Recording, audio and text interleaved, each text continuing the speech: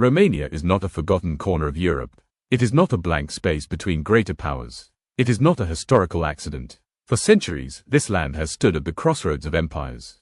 Between East and West, between North and South, between rival ambitions that shaped the continent. And in geopolitics, crossroads are never neutral. They are strategic. The Carpathian Mountains form a natural fortress in the heart of Eastern Europe. Not just a landscape, but a defensive spine. To the south, access to the Danube. To the east, proximity to the Black Sea.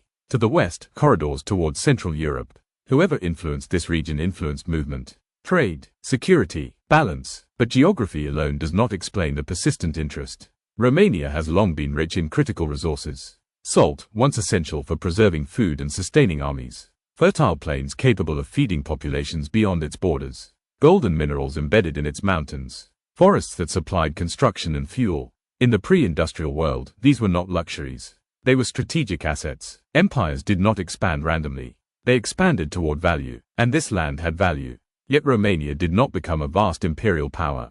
Instead, it became something more complex. A buffer, a corridor, a contested zone, influenced, pressured, negotiated over, but never entirely erased. This is not the story of a dominant empire. It is the story of a territory too strategic to ignore, too important to leave alone, too resilient to disappear.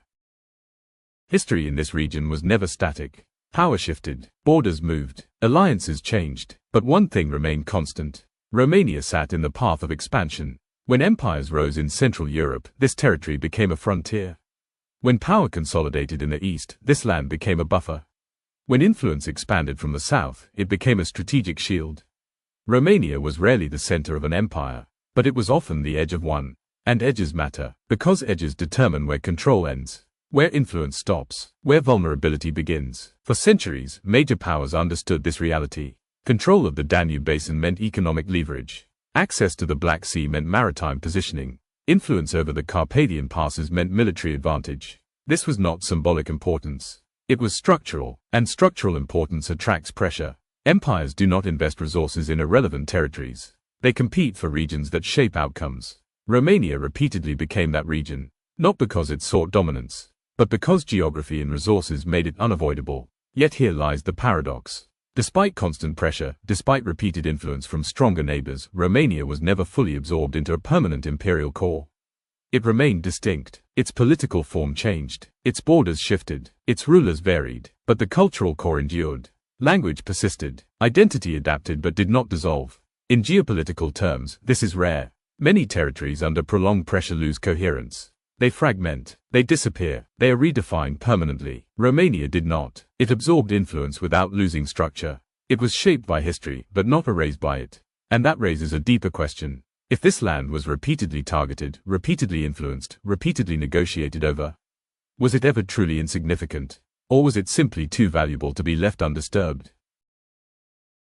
There is a narrative often repeated about Romania. That it was marginal, that it was backward, that it lacked significance. But history does not support that claim. If a territory were truly irrelevant, it would not attract sustained attention.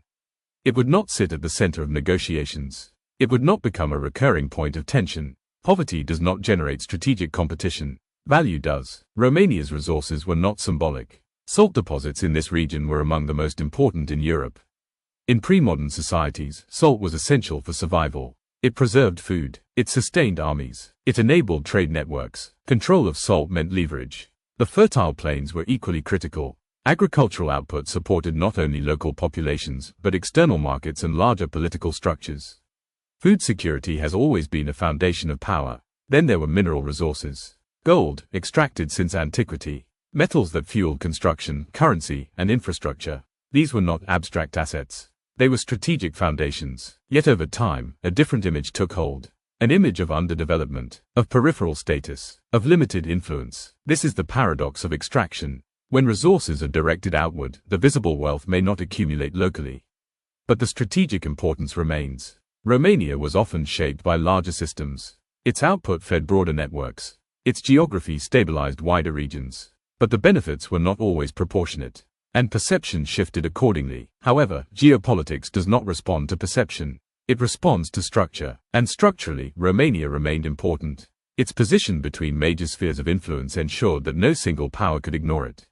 It became a balancing space. A territory where control was attempted, but rarely absolute.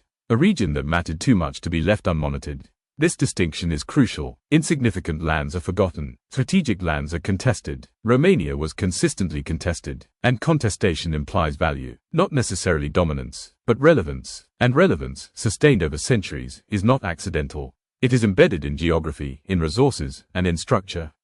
Which brings us to the central tension. Romania may not have projected imperial power outward, but it absorbed imperial pressure inward without collapsing. That endurance is not a sign of weakness. It is a different expression of strength.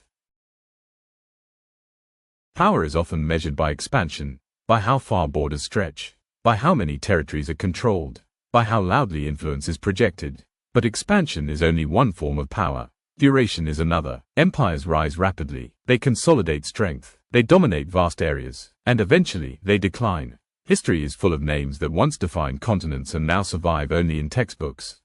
Romania followed a different path. It did not dominate continents. It did not construct a global empire. Instead, it endured at the intersection of others. Geographically exposed, economically valuable, strategically unavoidable, and yet not erased. Over centuries, this territory was pressured from multiple directions. Influenced politically, integrated into larger systems, negotiated over repeatedly, but it retained coherence. Language survived. Cultural identity adapted but persisted. A recognizable continuity remained. In geopolitical terms, that continuity is significant. Many regions under similar pressure fragmented permanently. They were absorbed fully, redefined beyond recognition. Romania was not. It remained distinct, even when shaped by stronger powers. This suggests something deeper than geography alone. It suggests structural resilience. Resilience rooted in landscape, in decentralized communities, in adaptive political forms. Resilience that allowed influence without total dissolution. And this returns us to the central question. If this land was consistently pressured, consistently negotiated over, consistently integrated into broader strategies, was it ever insignificant, or was it simply too strategic to be left undisturbed? Perhaps Romania was never defined by poverty. Perhaps it was defined by position. A position that made it valuable. A position that made it vulnerable. A position that made it relevant. In a continent shaped by competing ambitions, Romania stood not as the loudest power, but as a persistent one.